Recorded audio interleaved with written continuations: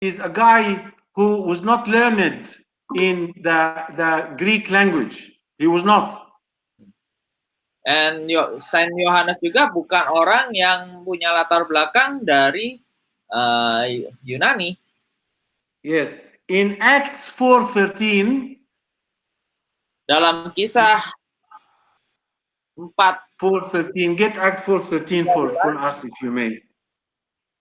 Kalau kalian buka di kisah para rasul 4 ayat 13. So in Acts 4:13, him and St. Peter were caught preaching about Christ, and then they were caught by the authorities because they were teaching a teaching which is not according to authorities' liking. And now when they saw the boldness of Peter and John and perceived that they were unlearned means ignorant. All right, ignorant. Men, they marveled. Yeah, okay. Ya, bagaimana kalian bisa lihat ya di kisah para rasul 4 ayat 13, sebagaimana Petrus dan Yohanes tadi di sini dituliskan ya, Yohanes yang menuliskan Injil Yohanes, dipandang mereka bisa membawakan sebuah penginjilan yang begitu luar biasa gitu di masa itu, dan tetapi dikatakan oleh sidang itu bahwa mereka orang biasa yang tidak terpelajar gitu loh.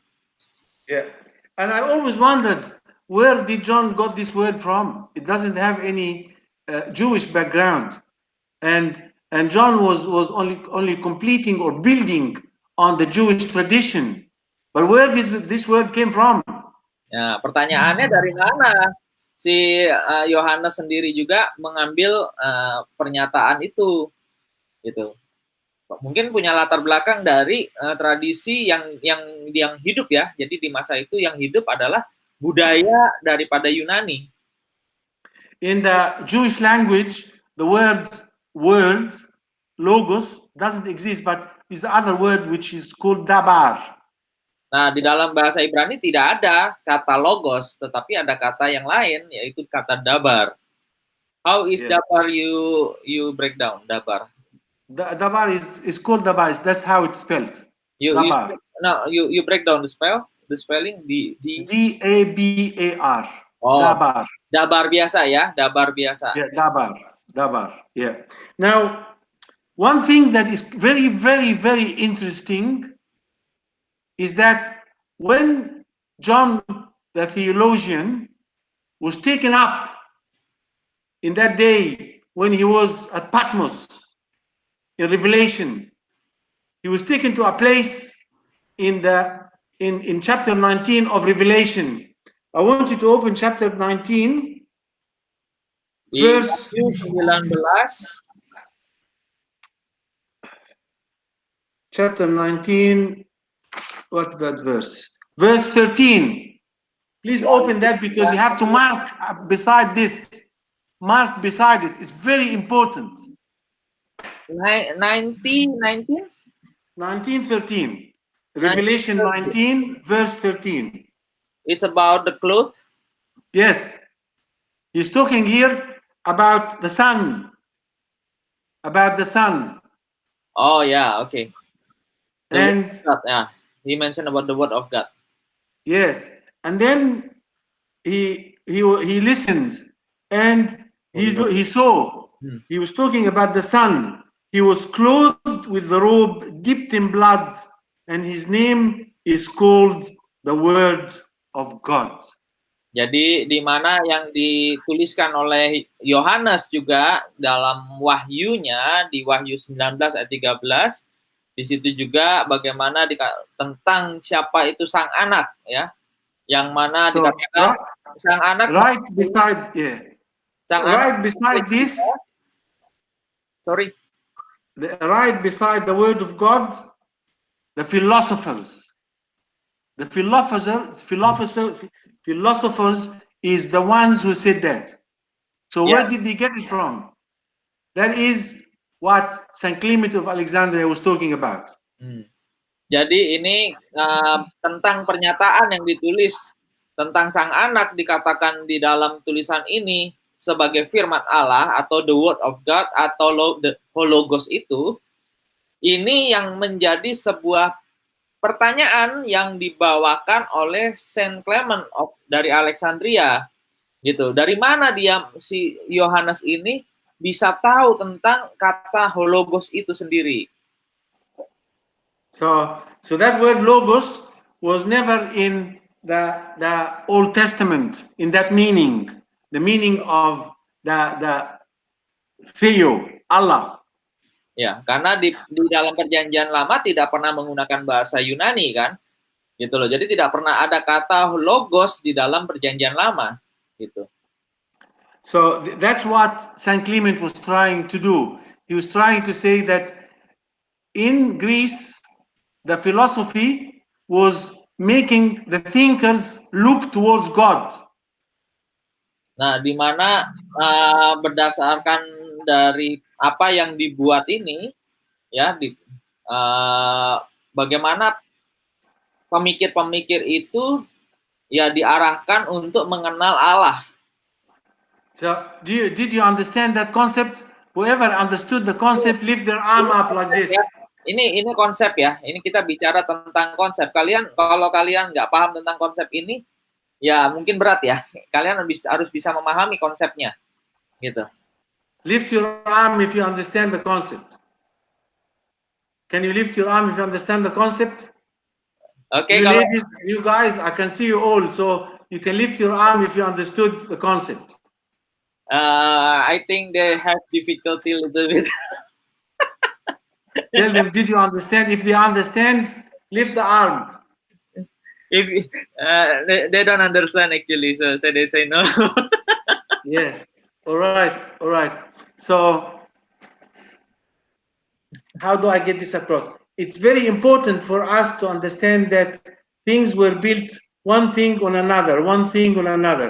Yeah, jadi, all of a sudden, something new entered, and it came not from the Jewish tradition and the law, but it came from Greece. And Greece was never introduced to Christ, never knew anything before St. Paul started talking to them. But they had these ideas about God in this word logos. And that was used by St. John, who is totally Jewish, in his gospel. Ya, jadi bagaimana kita bisa melihat ya, di Saint Yohanes ini dia adalah orang Yahudi yang mereka sendiri sebenarnya dalam untuk memahami budaya Yunani pun dikatakan tadi dia orang yang tidak terdidik ya, gitu, tidak terpelajar. Nah, tetapi kok dia bisa menggunakan penulisannya dalam konteks hologos itu sendiri. Nah, ini yang menjadi sebuah dasar gitu loh, yang kita harus coba kita pahamin. Kenapa? Kita dalam hal belajar ini kan kita belajar konsep ya, belajar konsep tadi dikatakan kita belajar konsep ini itu memang selangkah demi selangkah. Di sini kita memang belajar topiknya adalah tentang bapak-bapak gereja, tetapi di sini lagi ditekankan yang dibolkan pemikiran bapak-bapak gereja ini terhadap apa yang mereka imani seperti itu di dalam perjalanannya nanti. Right. So every time you see the word logos, think of the Greeks. Jadi kalau kalian nanti menemukan kata logos, kalian harus berpikir seperti orang Yunani. Alright. So is that reasonably understood or no, Ian? Myself is understand, but I don't know the others. Yeah. Why? Because I mean, I'm saying that there's a new word that came into this language from the Greeks. So just I want to get that message across. Yeah. So yeah, I think it's okay for me. Is any one of the students can speak in English enough? Like, is Jeremy still there or Jeremy graduated? He's sitting on the back one. In the back one, Jeremy. Do you see? Yeah. The group of the Where boys. is Jeremy? The group of boys, and he's sitting on the back one. Yes, yes. Jeremy, if you understood what I've said, lift your hand up. Angkat tangan, ya. Angkat tangan. Nah, itu dia. So he's saying yes. Is Say, Jeremy in the corner there? no, he say no. Sorry? He say no. He says no. Right. Yeah. Yeah. Okay. Well, it means that some of the words were borrowed from Greece, from the philosophers. That's what I get. I want to sort of I want to sort of go across. So some of these churches in Mount Athos in Greece, they have the philosophers' icons because they think they are like semi-saints, like saints, because through their way of thinking, they have introduced God to Greece in a manner that God was introduced to the Israelites through Moses. But anyway, this is one of the notions. Yeah. It's not the whole thing. It's one of the notions that Clement of Alexandria was trying to sort of get across to us. So I will continue. Dr. Megat, do I translate first? Yes, yes, please do. Yes, yes, yes. Please do. Yes, do please. Jadi ini apa? Jadi kita kembali ya. Ini yang topik ini sebenarnya agak sedikit menarik. Jadi bagaimana si Saint Clement of Alexandria ini, Bapak Gereja kita, dia melihat satu konteks tentang Saint Yohanes gitu loh, di mana Saint Yohanes yang bukan orang Yahudi, yang bukan orang Yunani, tapi dia punya gaya penulisan yang dia buat itu sebuah seperti seorang filsuf yang daripada Yunani itu sendiri. Makanya dia menggunakan beberapa kata yang dituliskan adalah tentang hologos atau dikatakan firman Allah. Sang anak adalah firman Allah, gitu loh. Nah, ini cara berpikirnya ya. Kita harus mulai cara berpikirnya dulu. Jadi konteksnya yang lagi dibawa itu adalah cara berpikirnya si Saint Clement. Nah, tadi di awal dijelaskan tentang bagaimana kalau Bapak Gereja ini hidup di masa sekarang, gitu loh. Dia pasti juga membuat pertanyaan yang sama, bagaimana bisa penulisan itu disesuaikan dengan kita yang ada di zaman sekarang, gitu loh. Nah, itulah yang tadi lagi digambarkan tentang dari mana asal muasal tentang kata hologos itu sendiri yang menjadi dasar pertanyaan si Saint Clement of Alexandria di situ. Nah, ini jadi ini memang bukan sebenarnya topik yang sebenarnya menarik gitu ya. Tapi memang kita perlu sedikit fokus ya melihat ini. So the history, I will start from page 3, the middle or the last third of page 3. The history, attests to the role of Saint Clement in the reconciliation process between the Greeks and the Jews. Which one? The Clement of page 3, the last third. Alexandria at that time. History attests, above it. History attests to the role of Saint Clement of reconciliation. Reconciliation. I cannot find it.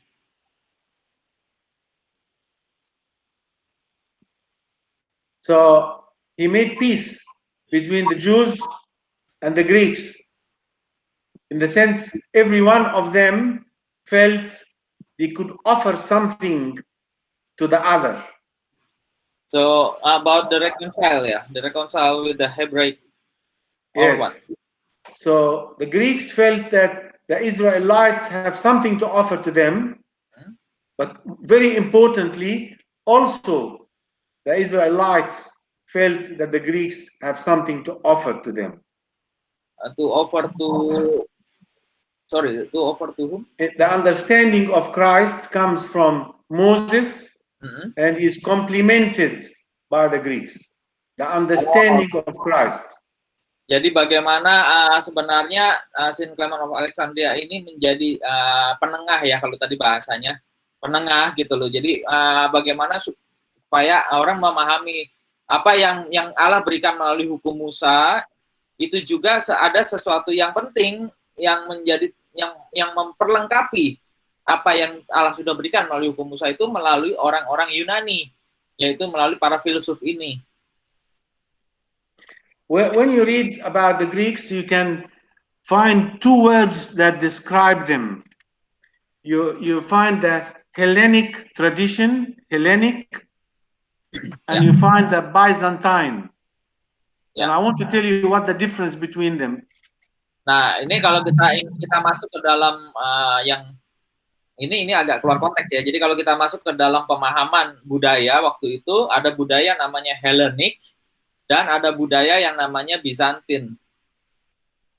So the Hellenic is the pure Greek before being baptized.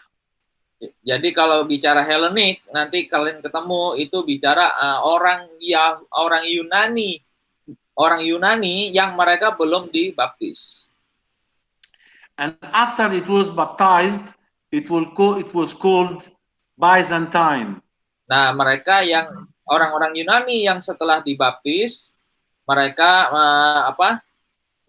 mengatakan ya mereka adalah orang-orang Bizantin. I think the connections drop. I think the boys' connections is missing. All right.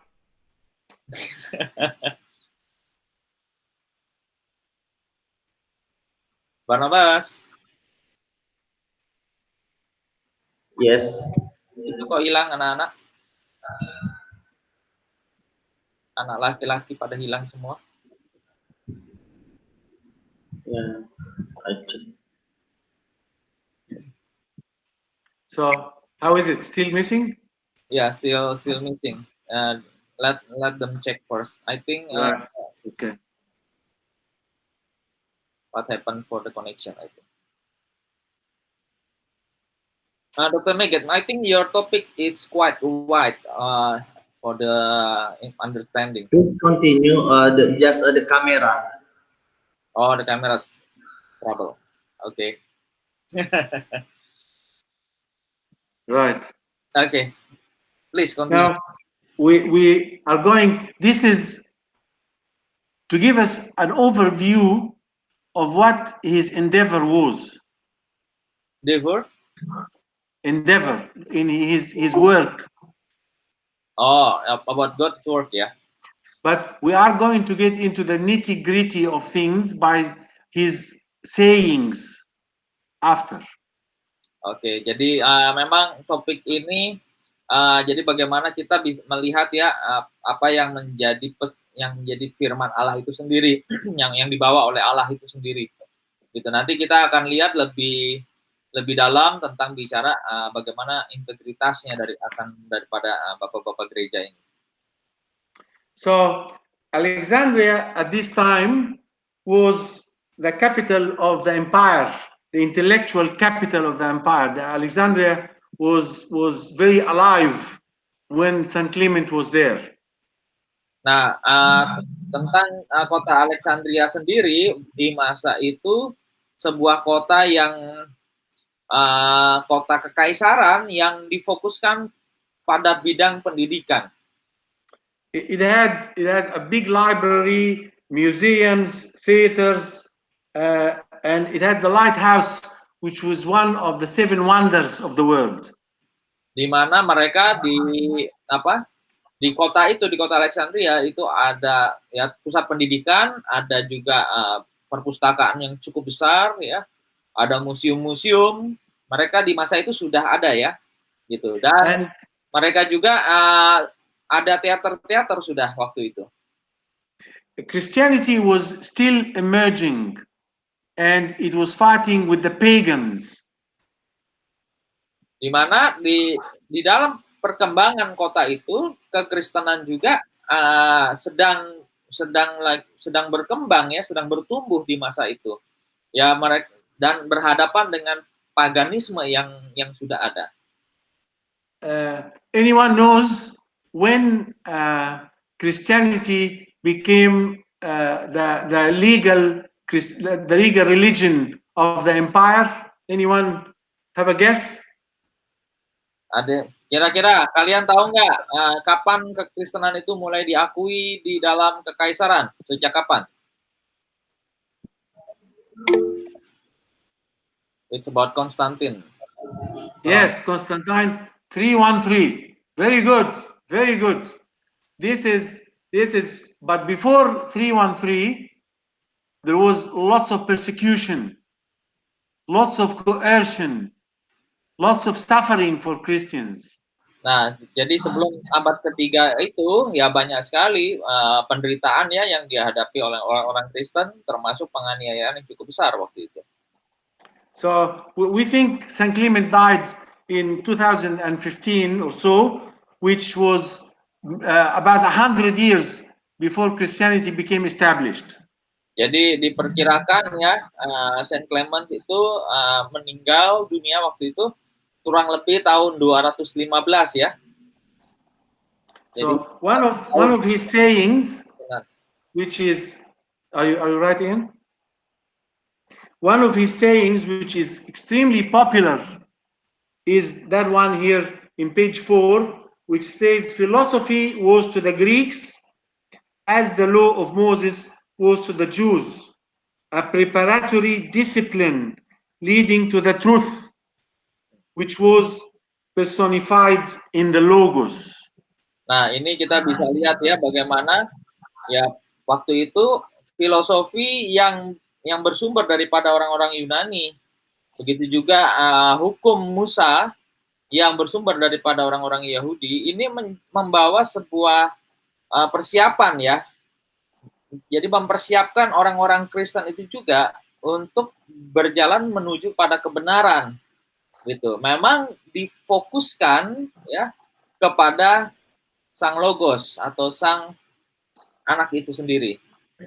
So the law was the headmaster or the schoolmaster of the Jews to Christ. Di mana hukum itu menjadi, ini digambarkan hukum itu seperti kepala sekolah yang mengarahkan orang-orang Yahudi kepada kepada Kristus. Yes, and the philosophy was the headmaster of the Greeks to Christ.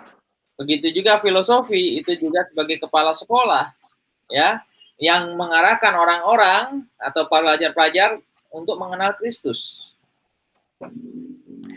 Now, some people said, but the philosophers have nothing to do but think.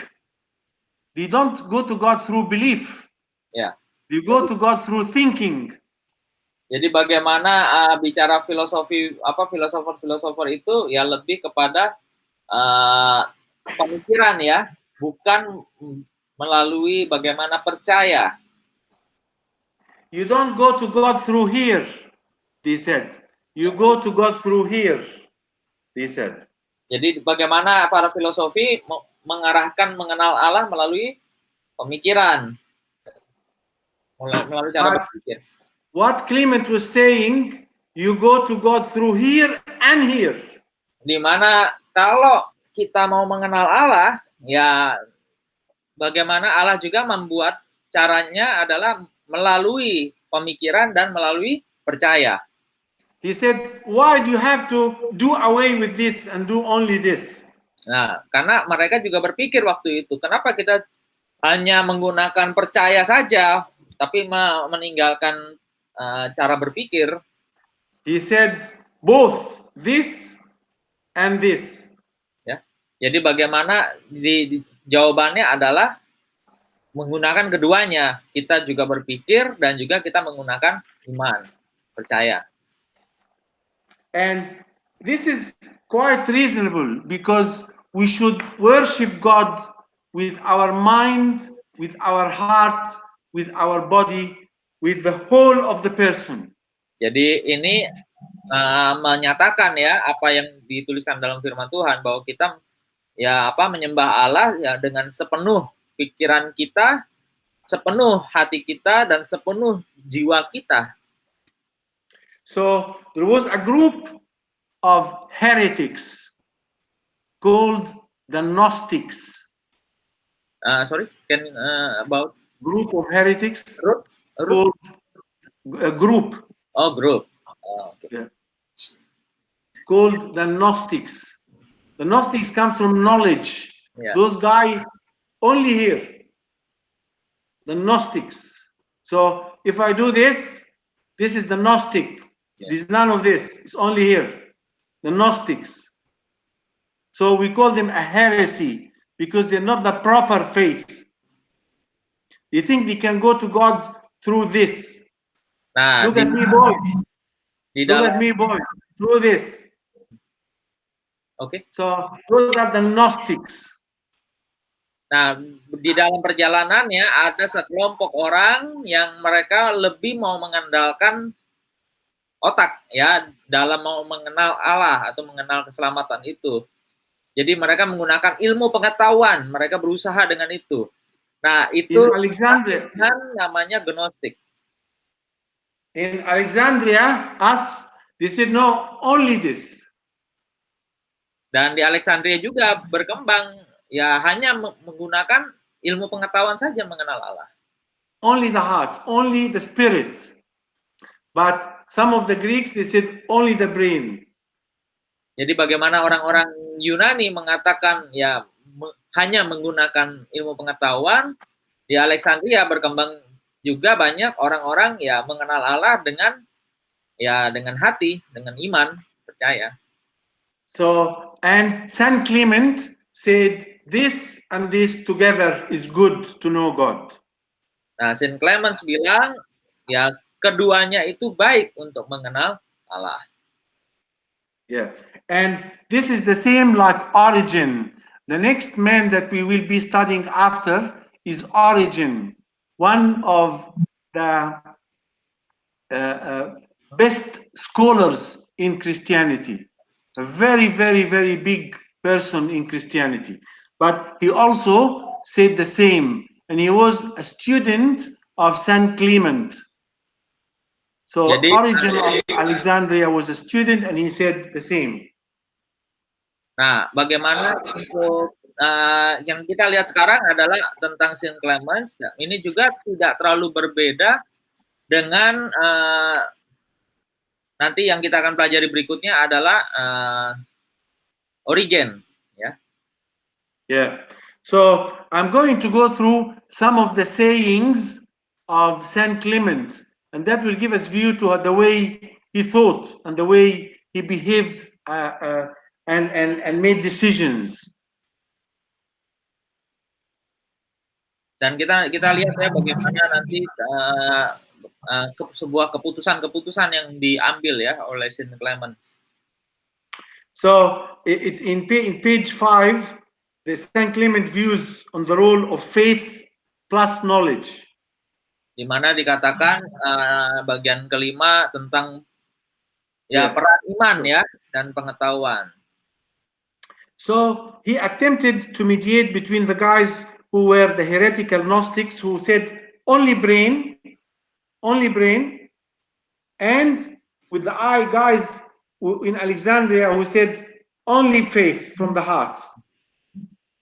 Ya, bagaimana kita melihat perbedaannya ya, cara berpikirnya para heretics ya, yang melalui mengembangkan Gnosticism atau cuman sebatas mengembangkan ilmu pengetahuan saja, dengan orang-orang kita orang-orang Kristen yang menggunakan iman.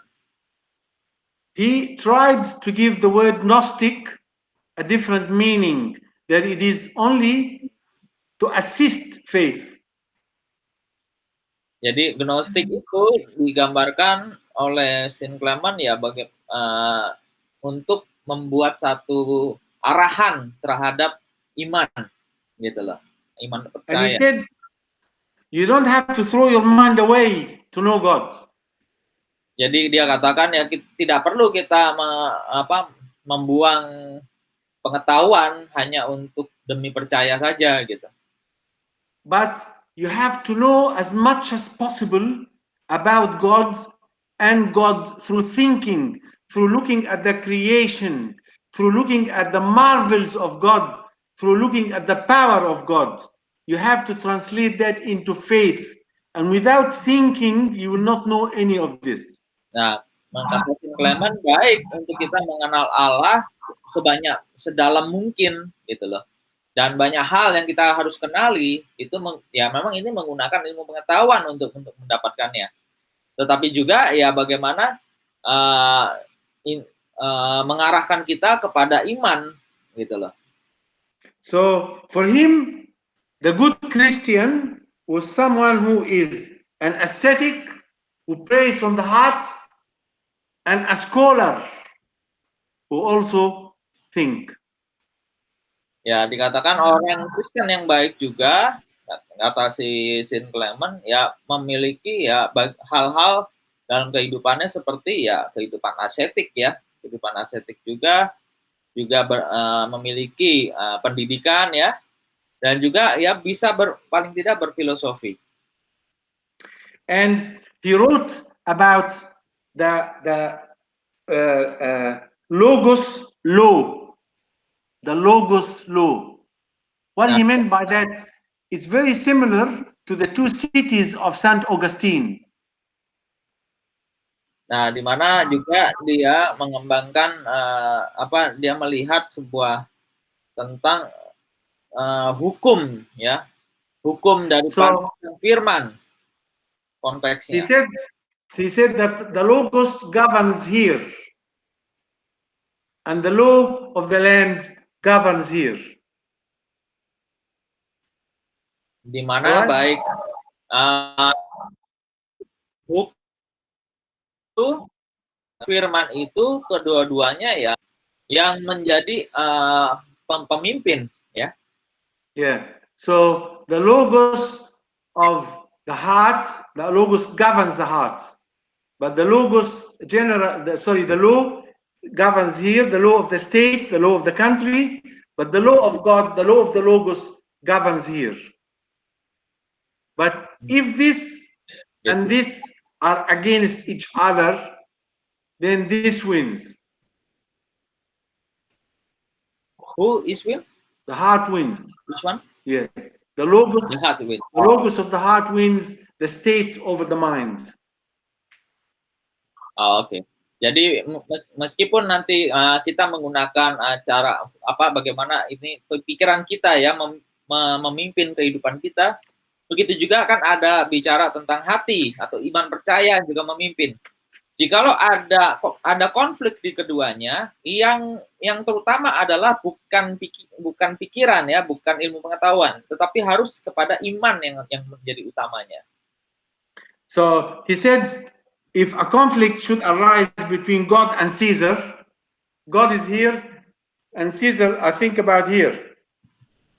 If there is a conflict between God who sits in your heart and Caesar who sits in your mind, then God wins. Ya. Dan ini memang menyinggung tentang bagaimana kaisar ya waktu itu ya. Kaisar itu mencoba untuk menguasai dari secara segala hal dan supaya manusia itu selalu berpatok kepada dia. Tetapi di satu sisi memang ada iman gitu loh dikatakan tadi. Jadi ada iman di dalam hati kehidupan seseorang. Nah, pada akhirnya ya tetap yang menang adalah ya dia yang di dalam hati kita gitu loh, yang akhirnya menguasai keseluruhan. And I will also go through a little bit of his views on wealth, because at this time there was great difficulty in the nation in Egypt economically. So during the 2nd century, when he lived, there was rising inflation, there was high cost of living, that living became very hard, and the burden was not only on the poor but on the middle class as well. Ya, kita lihat di sini ya tentang bagaimana orang-orang yang memiliki kehidupan yang makmur dikatakan, views on wealth ya. Jadi di abad kedua waktu itu Mesir itu termasuk negeri ya yang punya gaya hidup ya cukup tinggi. Jadi inflasi yang cukup tinggi, juga biaya hidup yang cukup tinggi, juga pajak yang cukup tinggi di sana. Ya memang terkadang ini menjadi beban bagi tidak saja orang-orang yang di kalangan bawah, tetapi juga menjadi di kalangan menengah pun merasakan beban ini. And the Christians in Alexandria had the feeling that those rich people should give the money to the poor, all of it, according to the Christian ruling and the Christian spirit. Nah, di mana kehidupan orang-orang Kristen di Alexandria itu mereka akhirnya membuat kesepakatan untuk ya memberi ya penghasilan mereka kepada orang-orang yang miskin gitu loh. Karena kita melihat di Alkitab. Yeah, according to the saying in the Bible that sell what you have and give to the poor. Seperti yang dituliskan dalam kitab suci Alkitab kita, bahwa berilah itu kepada orang miskin. He always wanted to put some interpretation in the word of God, not the literal one, because he says, as Origen said, sometimes you do not interpret the gospel and the Bible generally literally, word for word. You have to get the spirit out of the word, because the spirit gives life and the word kills. Nah, di mana seperti yang di-mention juga diajarkan oleh Origen ya tadi dikatakan bahwa kita tidak boleh menafsirkan Alkitab itu kata per kata seperti itu saja ya. Jadi kenapa kalau kita menafsirkan kata per kata itu bisa membawa kita salah pemahamannya dan akan dapat kill gitu dikatakan. Nah, itu kita bisa dapat salah dalam mengartikannya kalau kata per kata saja. He said that the wealth is a neutral factor. Neutral factor, not here or there. It's not the hinge. Nothing, don't hinge on it. So, jadi bagaimana penafsiran ini ya kita harus bisa menemukan ya sampai ke satu titik di mana inti daripada maksud dari yang dituliskan. Di sini yang tadi dikatakan ada apa? It is. Hinge, He said it is an instrument. Instrument means something that I can use differently. I can use for good. I can use for evil. I can use for being generous. I can use for stacking them. So money itself is not a sin. Is not a devilish. Is not something bad. Should not be treated as something that whoever will have it is belongs to the devil, unless he gives it all out. Di mana bicara ukuran tadi ya, uang tadi atau kekayaan tadi, itu yang tadi dikatakan bahwa sebenarnya itu bukan sesuatu yang jahat gitu loh. Itu kita menggunakan hal ini sesuatu dengan benar. Jadi memang kita bisa melihat dan tafsirannya dua sudut. Yang satu kita bisa mengatakan itu adalah ya sesuatu yang jahat gitu. Tetapi di satu yang lain itu juga sesuatu yang dibutuhkan kan gitu loh. Jadi bagaimana keduanya ini ya waktu kita mau menafsirkan itu kita harus memahami benar dulu maksudnya apa. So Christ or the word does not command us to renounce property, but to manage property without immoderate affection or immoderate attachment to it. Money should not run my life. Ya. So jadi bagaimana Kristus mengajarkan kepada kita bukan untuk akhirnya supaya tidak lagi mengarah kepada yang misalkan hanya kemakmuran tadi ya, bukan itu, tetapi bagaimana harta yang mungkin yang ada, bagaimana kita bisa menggunakannya gitu dengan benar gitu loh. Tetapi jangan sampai hati kita berpatok kepada harta itu. So I shouldn't be attached to the money to such an extent that it will run my life. Ya, Bad. jadi jangan But- jangan membawa harta itu membawa kehidupan kita menjadi untuk yang menjadi inti kehidupan kita di situ. Bukan itu ya maksudnya. So in the matter of welfare and almsgiving is giving to the poor. Clement views was that alms should be dispensed with discernment. Discernment means I should make sure that the person is needy before I give it to him. Dan begitu juga yang tadi dikatakan memberi kepada orang miskin, ya otomatis kita harus perhatikan siapa orang tersebut, apakah orang itu benar-benar membutuhkan sekali atau tidak, gitu loh. Apakah dia benar Because orang miskin? sometimes people who don't need, they get money unnecessarily needing it, and this is bad in his opinion. But mind you, in another writings of his, he said the reverse. He said, anyone that asks for money, give him money, he says. So he at times had this, at other times had that. Ya. Jadi bagaimana kita bisa lihat ya kehidupan orang-orang di sana ya. Jadi mereka juga mengajar dalam hal memberi pun ya kita memberikanlah itu sesuai dengan kebutuhan daripada yang dibutuhkan gitu loh. And you'll always have people saying this and other people saying that. In this, I'll tell you a story about an Egyptian prime minister who was a Christian prime minister in a minute. Nah ini ada mau diceritakan tentang seorang perdana menteri ya di masa lampau itu dia seorang Kristen juga sempat. That Christian prime minister lived in the early years of the 20th century. Jadi dia hidup dia memimpin Mesir itu di awal abad ke-20. And my grandfather told me about him. He was a very prominent figure in the society, the prime minister of the country.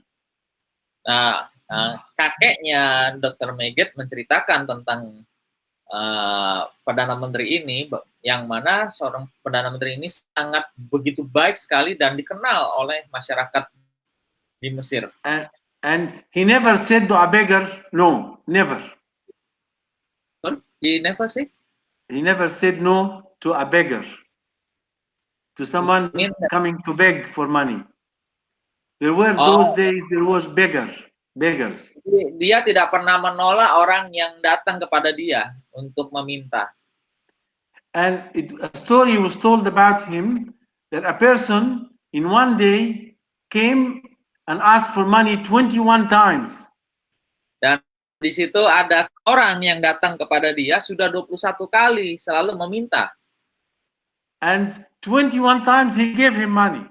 Dan 21 kali juga dia berikan. So this area is open to discussion always.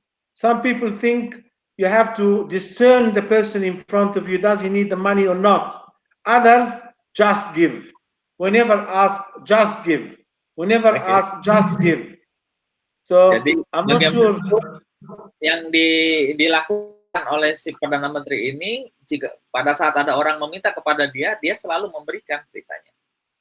So it's a very difficult area to how to manage in a Christian way, in a very difficult area, whether to ask and make sure that this money is going the right direction, or whether to give and it's not your responsibility after that. Is up to opinions. Nah, bagaimana tadi ya, ini dalam hal memberi ini bukan sesuatu yang sesuatu yang mudah sebenarnya. Dan tetapi ini sebenarnya sesuatu yang sangat sulit. Jadi ada bagian yang sangat sulit dalam kehidupan kita adalah memberi sebenarnya. Tetapi dia bisa lakukan hal ini. Another thing, I want someone to read for us Matthew 22:17 to 21, please, Ian. Coba kalian buka di Matius 22 ayat 17. Matthew 22:17 to 21. Ya. 22 ayat 17 sampai 21 itu di layar sudah ada itu.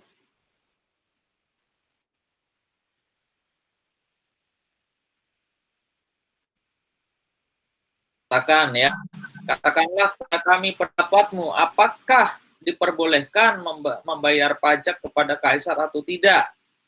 Tetapi Yesus mengetahui kejahatan hati mereka itu, lalu berkata, mengapa kamu mencobai aku, hai orang-orang munafik? Tunjukkanlah kepadaku mata uang untuk pajak itu. Mereka membawa 1 dinar kepadanya.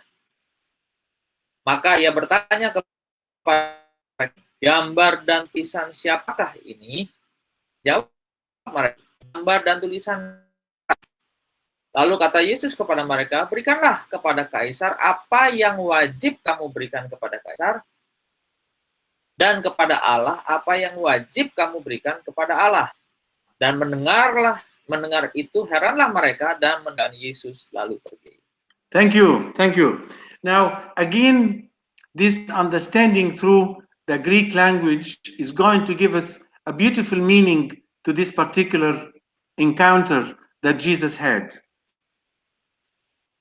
Jadi bagaimana Tuhan Yesus menyikapi ya dari sebuah pertanyaan yang diberikan kepada dia. So when you read there, tell us then, what is your opinion? Is it right to pay tax to Caesar or not? But Jesus, knowing their evil intent, said, you hypocrites, you who show different to what is in your heart, you hypocrites.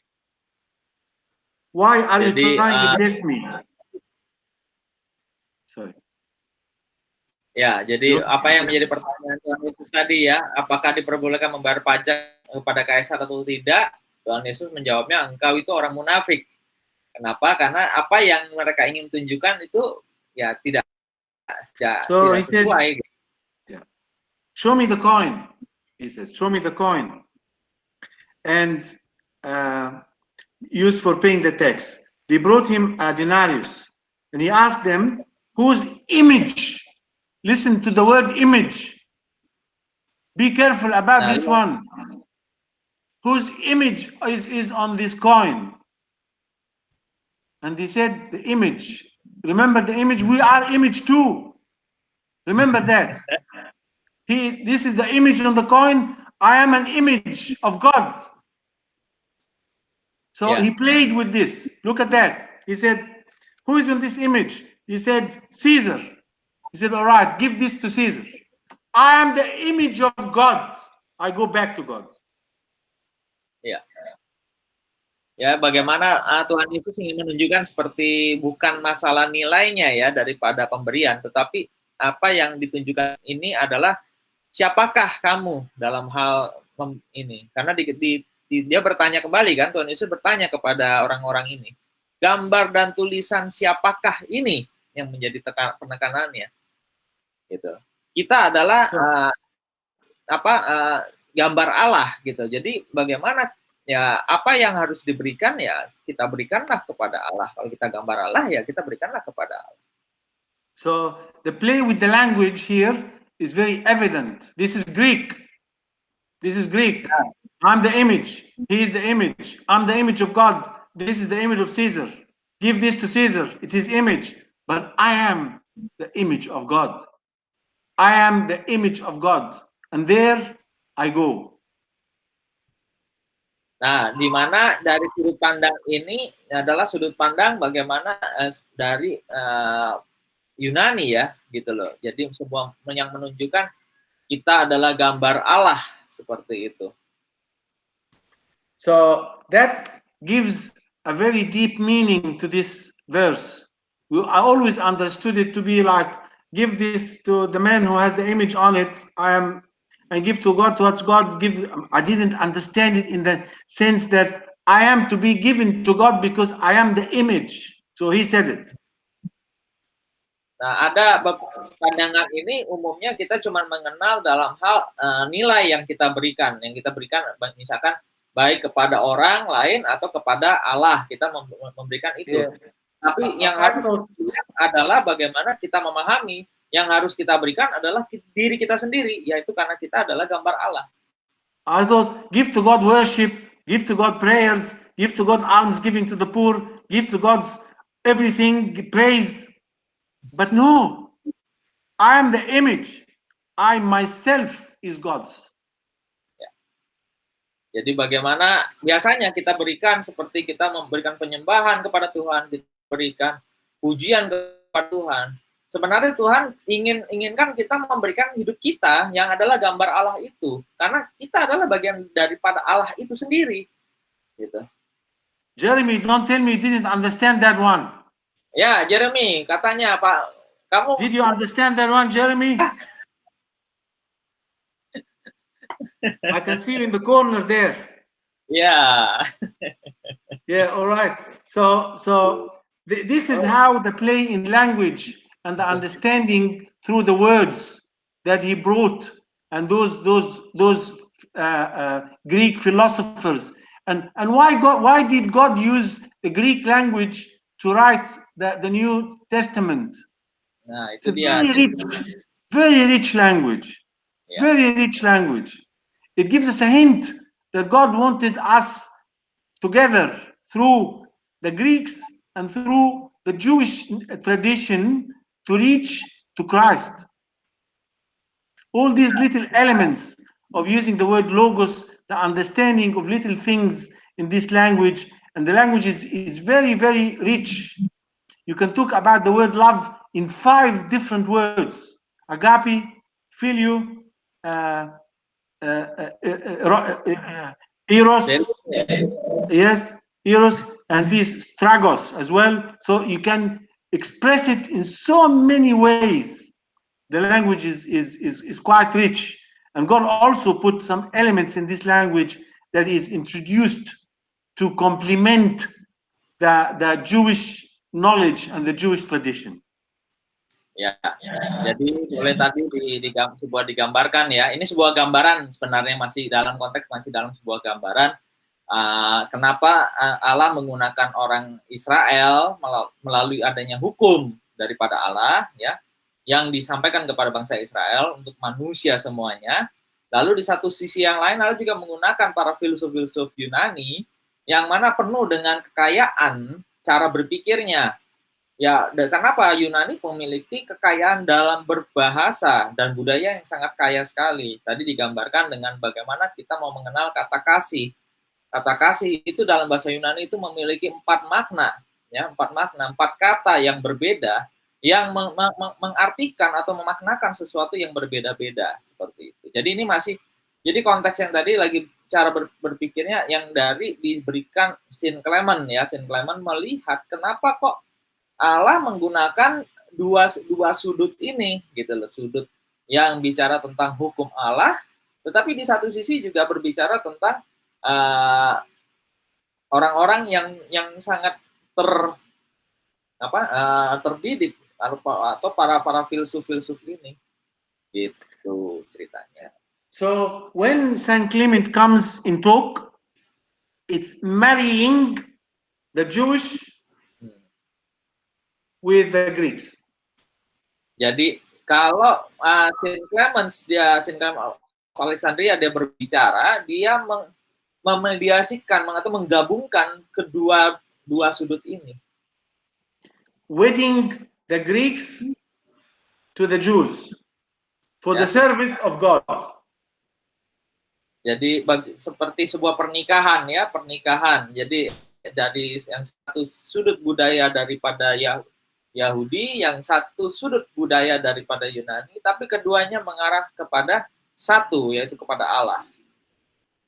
So he wanted to teach lots of the Greeks to come to Alexandria so they understand Christianity and to join the two together. So when they go back to Greece, they can be good disciples to try and spread the word of God there in Greece.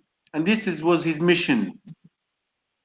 Jadi misinya Saint Clement of Alexandria ini, dia sebagai bapak gereja kita, ya, dia ingin membawa orang-orang Yunani mengenal Allah. Jadi mereka banyak orang-orang Yunani datang ke Alexandria, kan, karena Alexandria sebagai pusat, tadi dikatakan sebagai pusat kebudayaan yang sangat kaya waktu masa itu, gitu loh. Jadi banyak orang Yunani datang belajar ke Alexandria dan juga akhirnya Bapak gereja kita ini ya memberikan pesan tentang penyatuan tadi untuk mengenal Allah, mengenal Kristus tadi. And he wanted to tell the Alexandrians, please use this as well. Don't put it aside. Not only this, both together. Both together. So he wants to send the spirit to Greece and bring the thinking also to Alexandria. Ya, jadi Saint Clemens dia menjelaskan ya kepada orang-orang Yunani ini, jangan cuma hanya menggunakan kepintaran saja, tetapi juga kalian harus percaya, gitu loh. Jadi keduanya itu benar-benar digabungkan, dikawinkan, gitu loh. Dan menjadi pekerjaan menjadi misi utamanya Saint Clemens, gitu loh. Mereka dia ingin sekali orang-orang Yunani di wilayah Mesir sana juga mereka akhirnya mengenal Allah. So if I'm going to put any questions on Saint Clement, is going to be this: marrying the Greeks to the Jews. The word logos and the word icon, very important in Saint Clement. Having the two cultures married together, number one. Number two, logos. What's the meaning of logos in the Greek mind, which didn't exist in the Jewish mind? So this is your contribution, I think, in your education, Dr. Megat. Yes. Ya, jadi kalau tadi dibuatlah jadi sebuah pertanyaan, jadi ya pertanyaannya adalah ya tentang it's about how or about what? The questions to from Saint Clemens is about how or about what? How and what? Both, I guess. I mean, if I'm generally speaking, these are the points that you remember about him. Okay. That when he was there, he wanted to tell us that there are two cultures, two traditions that came together to service Christianity. Ya, jadi kita bisa lihat ya di dalam hal ini Saint Clemens dia membuat satu pernyataan yang sangat boleh dikatakan ini sangat dalam gitu loh, dalam memahami penyatuan dua budaya di dalam kehidupan kekristenan itu sendiri, baik dari budaya Yahudi ya sebelumnya yang melalui hukum Musa dan budaya Yunani dengan para filsuf-filsufnya, keduanya dikawinkan dan membuat orang-orang Yunani atau orang-orang yang di sana dulunya mereka orang terdidik yang sangat-sangat kaya dengan filosofinya, sehingga mereka pun mengenal Allah, dan keduanya ini pun Allah gunakan gitu. Ternyata Allah menggunakan kedua sisi ini untuk kita mengenal Dia. Yeah, all right. Do we have some more time, or this is enough for today? I think because your time is already already over. Already over. All right. Okay. Because the student will have another class at 6 o'clock. Okay. All right. So that's enough for today. Ya, kita cukup dulu hari ini. Nanti. All right.